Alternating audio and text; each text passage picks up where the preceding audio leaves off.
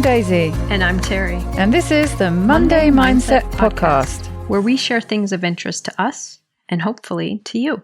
So let's get started with episode number 87.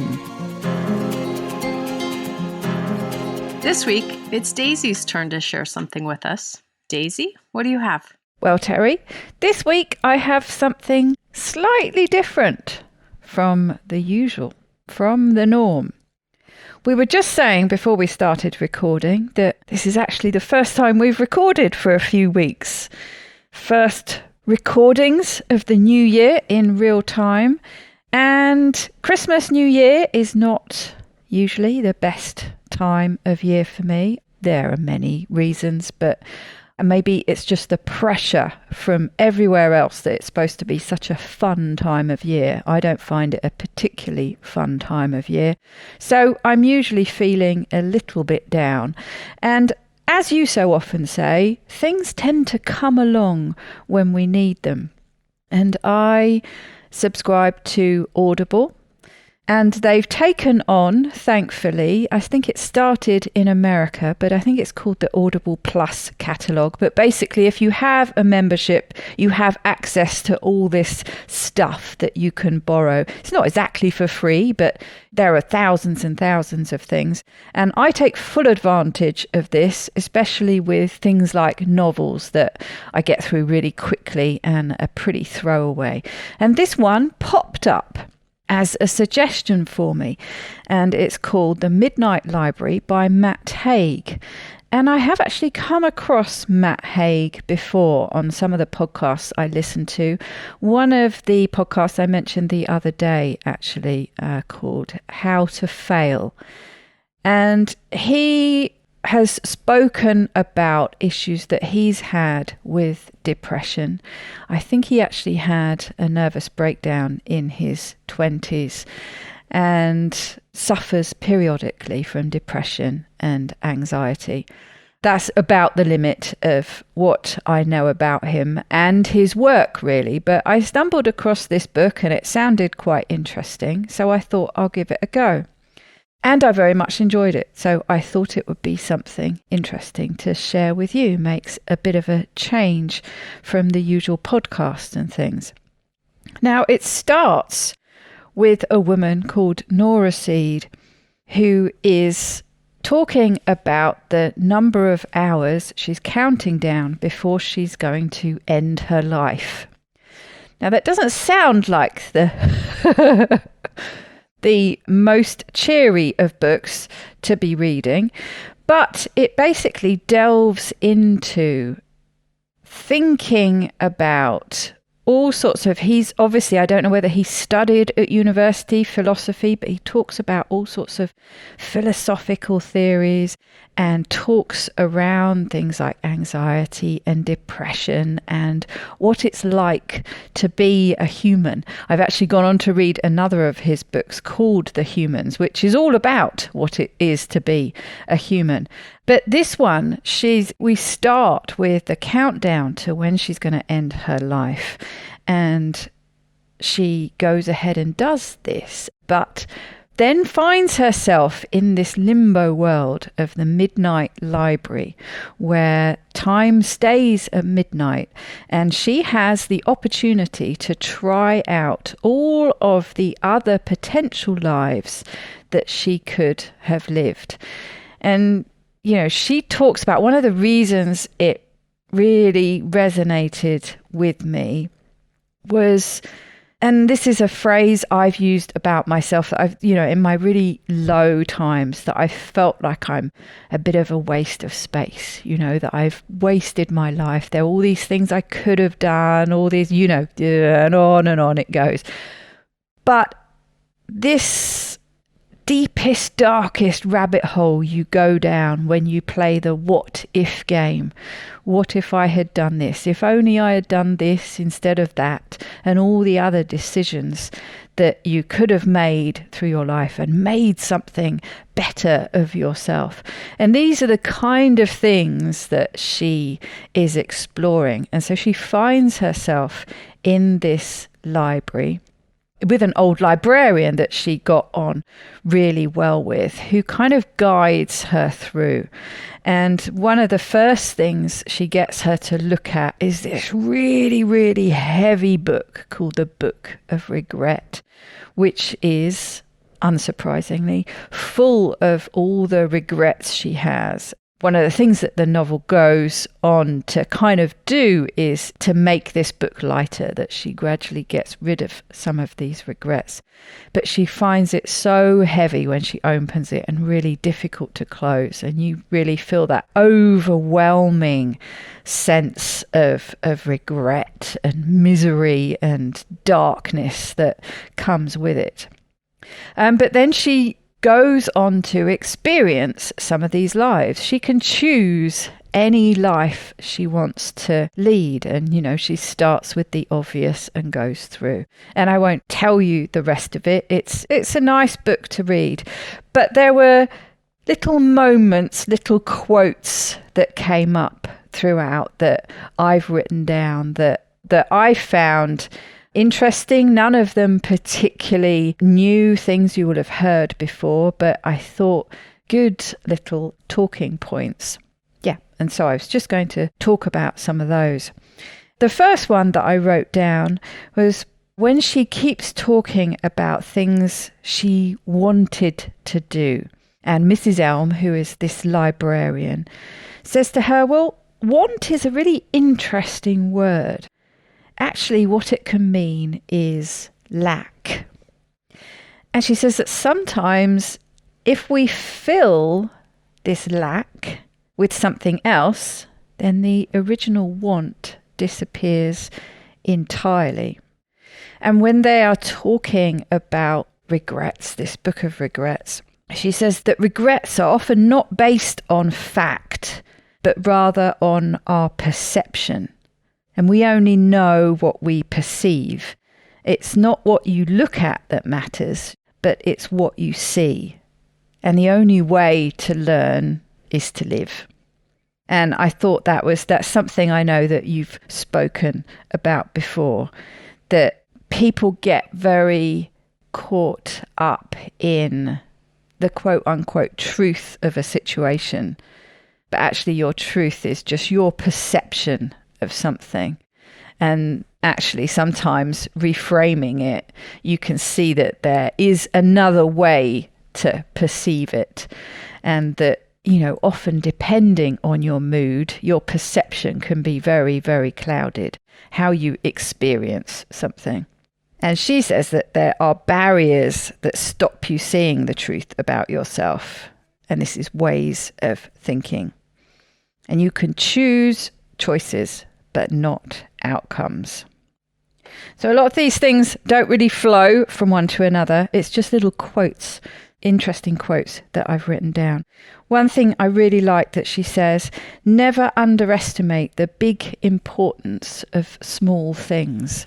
And this is certainly something that I've come to realise, that how hugely important small things can be, the importance they can have on your life, on your happiness, especially, the small day-to-day things.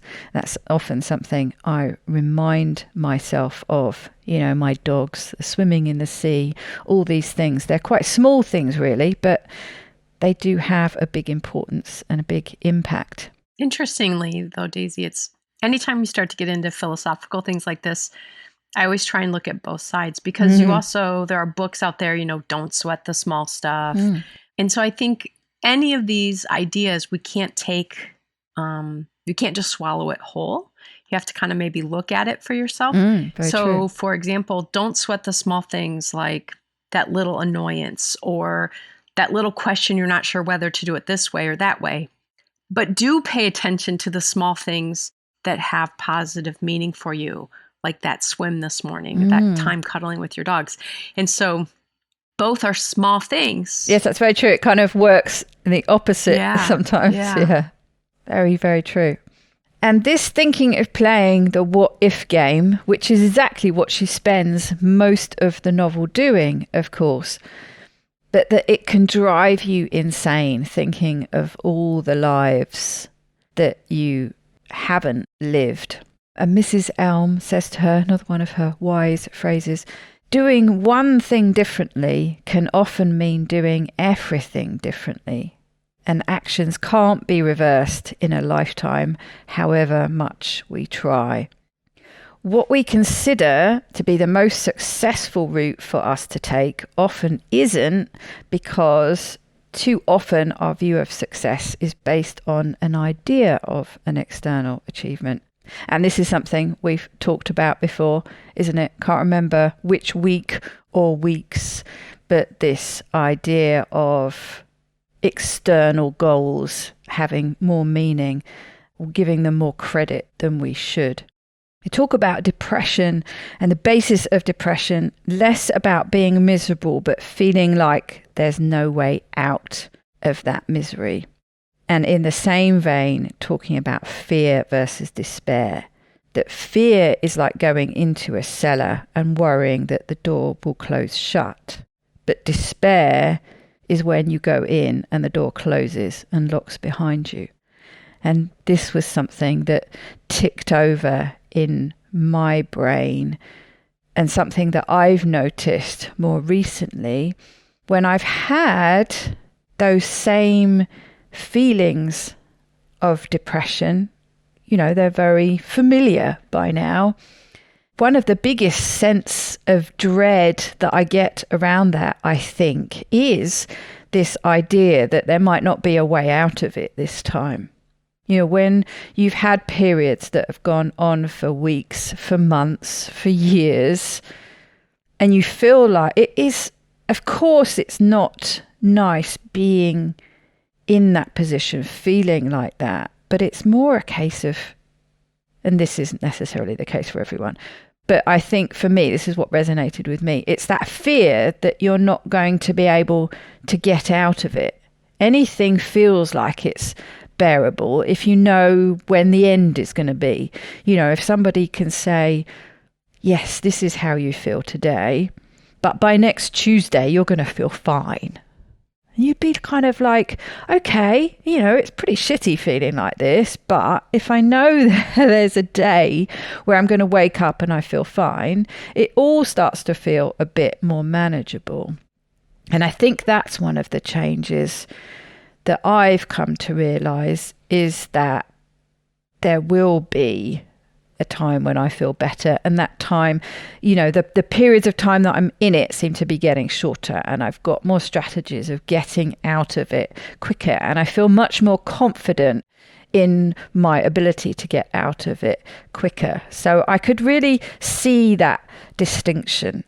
And the thing that the real positive, because there were lots of positives that came out of this novel. It's not all doom and gloom. And pretty quickly, to be honest, you know what the ending's going to be. You know where this is going to go. You know, it's quite a sort of linear progression. You can see the moral of the story. You can see what you're being educated on here. But I still thought it was a good read. Maybe it was just what I needed to hear, literally, because I like the audiobooks, here at the time. But I found it very beneficial. But one of the things that I really liked, Mrs. Elm talks about the way out of all this is possibility and potential. She says that possibility is the basis of everything in life. She is a great chess player, and she says there's no right way to play chess. There's no right way to play life, but there's possibility. Every hope, regret, dream, moment of living, there's always possibility. And talking of chess, she says that a pawn is never just a pawn, but a queen in waiting.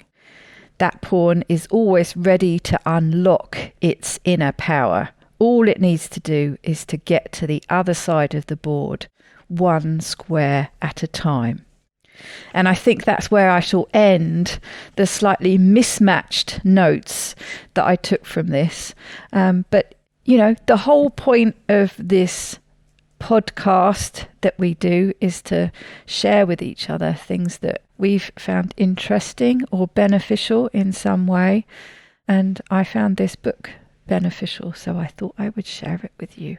Something I've been thinking about as you've been describing the book, Daisy, is if I were going to write a novel, I think this would be something I would want to do. It sounds like the author has pulled, it's almost like thinking about pulling 10 of your favorite powerful memes and then working them into a novel as life lessons that someone's learning through whatever. Yes, that's kind of what I felt as I was reading it, And I like it, though, because there were things that you described that people that I listen to, like Wayne Dyer or Abraham Hicks, they teach these themes.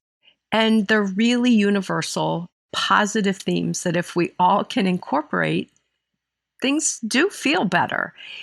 And so this is, in my imagination, this is this author's way of taking what they listen to and using, these analogies of chess and of this and that, and using a different medium to convey these life lessons that you can learn, and it can spark this in you as a reader of a novel. Oh, I could be doing this. And even the idea of what you described as the nature of depressive thinking. Depressive thinking says kind of pretty much, this sucks. It's always going to suck. And there's nothing I can do to make it not suck. So the author was able to, take that. I didn't say it very eloquently, but, that's kind of the gist of that theory, and put it into a character's experience and have us as listeners or readers challenge ourselves to get outside of that. So it's really a cool book as I'm listening, just how many important messages could be woven into the plot of a book. Yes, and I don't think I'm giving too much away by saying that she gets to experience many of these other lives that she could have lived, that she, in her current state, thinks would have been perfect. But do they turn out to be as perfect when she gets to live them? And you probably know the answer to that already. But like I say, a lot of it is kind of obvious, but also, yes, kind of brings it home to you because you've probably gone down some of those imaginings yourself. So yes, I recommend it. Matt Haig, The Midnight Library. Very cool. Sounds like a good read with lots of deeper meaning that if you take time to reflect on, that book could be as helpful or more helpful even than reading some self-help books at this point. Yes, that's right. Because like you say, it's quite good, isn't it? When it all gets wrapped up in a story that you get swept along with. Well, I hope that this is maybe a book that anyone would consider, or even just opening up the possibility that even reading fiction can still be a way to continue our self-development and growth as we enter this new year and beyond. Yes, and trying out those suggestions sometimes that pop into your feed when you're least expecting, but perhaps most need them. Absolutely. Take good care, everybody. Have a great week.